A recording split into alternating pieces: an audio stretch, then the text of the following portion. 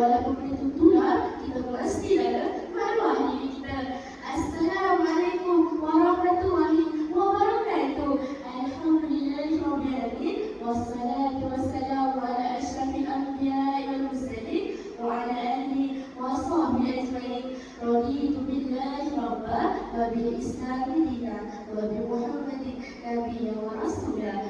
Apa khabar semua? Sihat? Alhamdulillah. Saya doakan sahabat saya sihat dan dimurahkan Allah Subhanahu wa taala.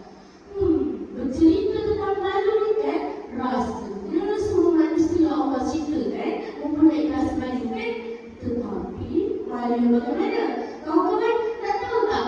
Dari sudut pandangan Islam, malu ialah perasaan atau perasaan yang tak selesa untuk melakukan sesuatu yang buruk kerana takut dihina daripada Allah radhiyallahu anhu wa Rasulullah sallallahu alaihi wasallam. Walhayatu syu'batu minal iman. Hadis ini menjelaskan bahawa sikap malu akan mendorong manusia untuk melakukan kebaikan dan meninggalkan perkara yang tercela. Mengapa malu itu dikatakan keimanan? Kerana orang beriman yang mempunyai sifat malu dalam diri mereka, mereka akan takut untuk melakukan dosa dan maksiat kepada Allah Subhanahu wa taala. Orang pernah tak lagu? Alah, lagu rehat tu. Iman adalah mutiara. Macam itulah orang yang beriman pasti mempunyai perasaan malu dalam diri mereka. Jika kita lihat fenomena TikTok sekarang, malu bagi hilang, goyang sini-sini, yang bertelur-lituk pun sama-sama nak tahu dengan kecantikan masing-masing. Demi duit, lagi banyak dapat, lagi terus tidak ada daripada yang berapu. Sampai lupa artis dan sidu. Ibu, ayah, tolonglah. Ketika rasa malu dalam diri anak-anak, pantau telefon bimbit mereka. Dengan siapa mereka berkawan? Ke mana mereka pergi? Dengan siapa mereka berhubung?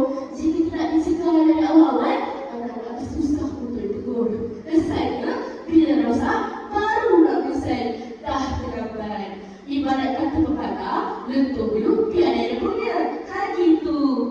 Cuba kita renungkan baru-baru ini, kes bunuh diri akibat bunuh saya itu meningkat.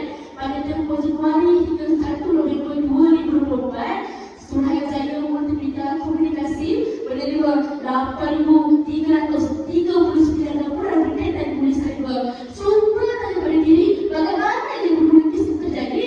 Gara-gara mengejar populariti, tak ada privacy, sehingga kan semua nak fungsi.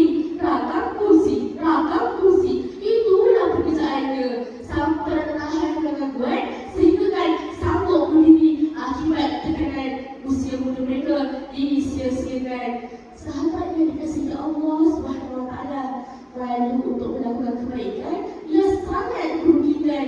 Sebagai contohnya, malu untuk menjadi imam, malu berkata di subjek mata pelajaran yang tak faham. Rugi.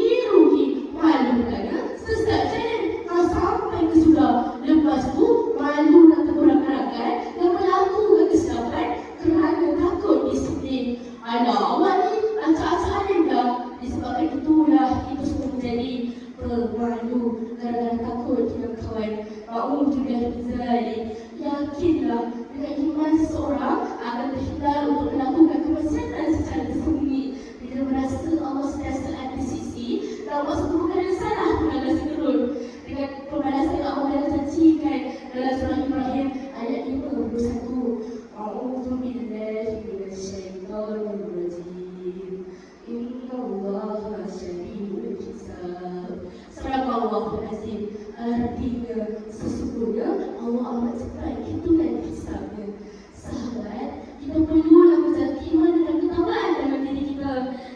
Semua yang bermula dari perasaan malu. Kerana apa? Kerana malu itu bisa saja sahabat-sahabat sekalian. Jangan disebabkan kita tidak mempunyai perasaan malu, anak kita hancur. Gimana betul? Disebabkan adab dan nilai generasi ini seperti runtuh, umat Islamnya seperti runtuh. Na'udzubillah min zalik. Jagalah nama diri sahabat-sahabat sekalian.